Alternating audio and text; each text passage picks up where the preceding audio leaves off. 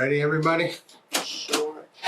Good afternoon. Welcome to the Board of Assessors meeting here on Wednesday, January 17th, 4:30 at 382 North Main Street. In attendance is Board Member Marilyn Gadini, Director Diane Bishop, and Assessor Melissa Johnson, and Chairman of the Board, Martin Grudgeon. Sorry, Melissa. In accordance with MGL Chapter 38, Section 20, LCAT is taping our meeting tonight, and we record our own meetings, and no one else is here to record or tape. I'll start off with review of minutes of December 13th from Marilyn Gadini. Mr. Chairman, I have reviewed the minutes from our meeting of December 13th. I find them in order and move that they be accepted. Great, no discussion on that. Make a roll call. Make a motion to accept the minutes. All those in favor? Aye. Start out with the warrants and first report of motor vehicle excise abatement for December of 21, 22, 23. Yes, we did not have any warrants. Okay. This is regular These are all reports of for the 342.98. motor vehicle.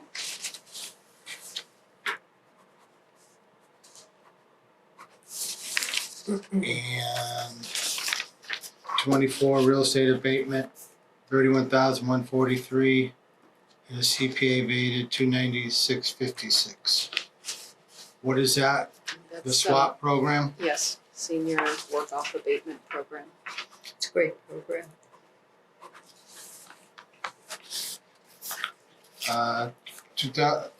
Fiscal 24 real estate exemption for December, 123,357.49 cents. The CPA exempted 1,066.71. Good amounts for abatements and exceptions. Mm-hmm. Move right into the LA3 sales report,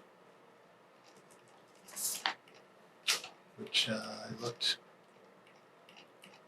quite extensive. Marilyn, did you look that over, Marilyn? I did. I had a couple of questions. I got my answers to. Oh, you did? So, Okay. Yep. So, Yep. We talked about the one for over the 1.18.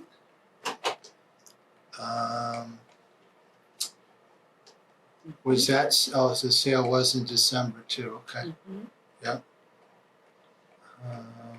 Like I said, I looked over the card. The card seems fine. It did.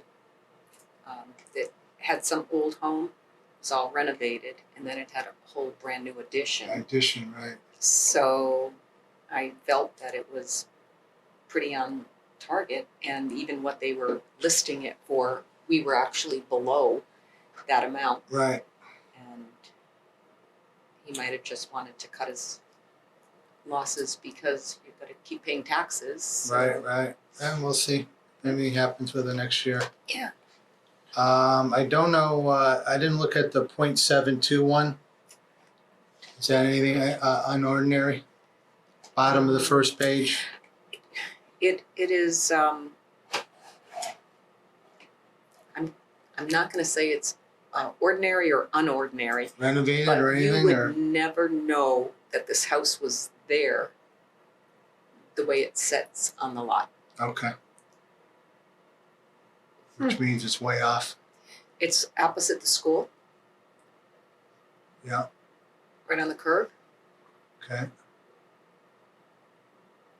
I'm looking at map 36 up there, trying to Yeah. figure it out. And if you looked at our property record card, you would never know that it was a raised ranch Okay. because all you see is This is sideways? yeah. Okay. Yep. So it's a regular sale then, okay? Yeah. All right, that's it for LA. The sales report looking good. Building report, a couple of new ones, I think. Yes, we did have 2 new condos that came through for December, which gives us a record low of 10 year to date. 10 single family and condo. Right. Yeah, and 1 or 2 commercial buildings. Wow, 10. That's 10, amazing. that's all-time low. all-time low. Hurts our growth a little bit for next year. Hopefully the new subdivisions get going. There's a lot of them, really. I saw some trucks on Parker Street, so we'll see. Like Fernwood? Yeah, Yeah. that's it for insulation, re-roof, solar. Windows, That's it for building a reports. lot of them. Moving on to director's update. Okay, so fiscal '24 tax bills were in the mail at the very end of December.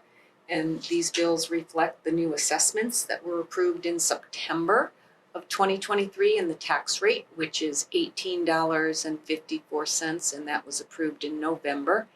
I always try to explain that the third quarter tax bill is generally higher than the first two preliminaries that are paid due to us setting the tax rate in September and the values in September and the tax rate in November.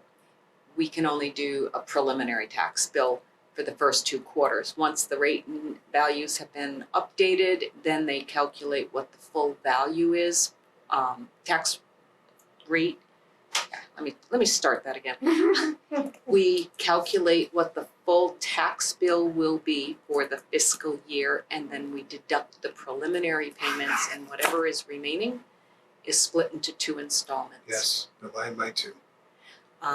It's the responsibility of this office to have fair and equitable assessments, and if a taxpayer feels that their assessment is not what they consider fair or equitable, they do have the right to file an abatement. Has to be in no later than February 1st by the close of the business day, which is the same day that the tax bills are due. And as a reminder, we are now located at 382 North Main Street, and the collector's office is still at 60 Center Square. So if somebody waits until the last minute and tries to accomplish two things at once, they may not be in the same building to do that. So if a person hasn't received their tax bill yet, they really should reach out to the collector's office. Forms of list for fiscal '25, we did send out the bright orange postcards, and we've already had some businesses bringing in their forms of list. We have posted our assessor's notice at the post office and at the town hall. Also, this includes 3 ABC forms for tax exempt properties, and these forms do need to be returned to us no later than March 1st. Taxpayer can give us a call and request a form by mail or email, but we do have them all on our town website, our webpage. Melissa and I have worked hard to get our assessor's webpage up to date and add additional information. So I again encourage people, if they're looking for information, it's a great source. Get tons of forms and a lot of additional information.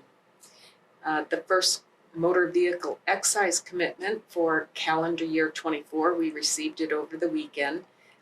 The commitment also included a small commitment for the end of calendar year '23, and we are getting ready to process and determine when these bills will be mailed. We are trying to keep in mind that we're having a Munis upgrade, which is the collector's software. It's an upgrade.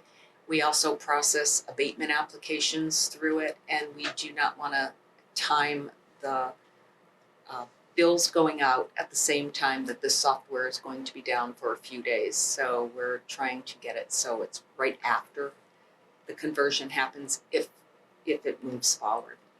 But other than that, if somebody does have a vehicle that they no longer have, that they receive a bill, they just need to turn it over on the back. There's an abatement application. Provide us any information that's needed, and we'll be happy to make any adjustment to those bills with the proper documentation. Other than that, here we are. It's January. All right, and February 1st is during the week. It's not a weekend. I believe it's a Thursday, so Yes. get those bills in. That's it for director update. Thanks, Diane. We're gonna move on to our town report submission for 2023. So For Board of Assessors. I did send you the required documents. And I hope you had an opportunity to review the information that we plan to submit to the town manager's office to be included in with the town report. And if it meets your satisfaction, I'll be able to submit that. I'd reviewed it, it's fine. Yeah, it looks fine. Yeah. I didn't know, I said Martha, I thought it was LeMay. It's not, it's Leamy, huh? Yes, it's Oh, wow. Leamy. All right. Yes, Yeah, it looks good. excellent. Submit away. Will do. Hopefully I'll be the first.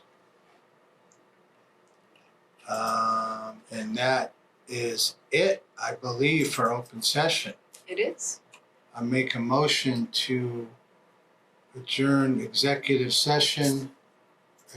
Open session to go into executive for purpose of motor vehicle excise boat abatements, statutory exemption applications.